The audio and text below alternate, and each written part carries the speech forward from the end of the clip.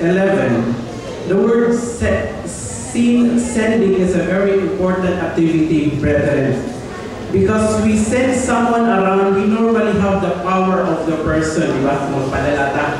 Of course, in 2 Samuel 11:1, David sent Joab to fight Ammonites. Padala sa mga sundalo, laban dito, ni padala o David inquires to send o Bathsheba. Inquire siya kung kinapadala sa somebody to find out if sama na si Bathsheba.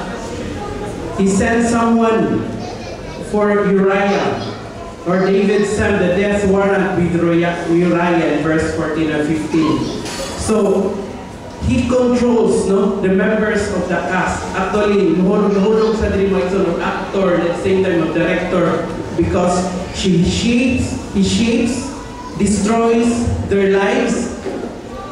And however, there is no one thing that David does not control. Bisan to, he controls their lives, he shapes it, and he destroys it.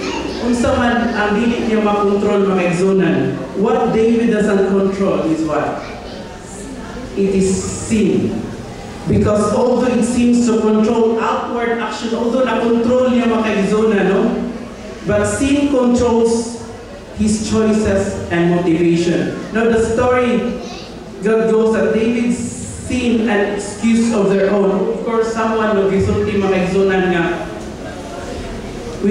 as we know that David is the greatest man with the greatest sin, nakasala maging si David, kita pa baka, kay nung tag-inana ba, mura kita himo na excuse niya, si David yun, tao na si Ginoo, kita baka, no? So we make excuses for this.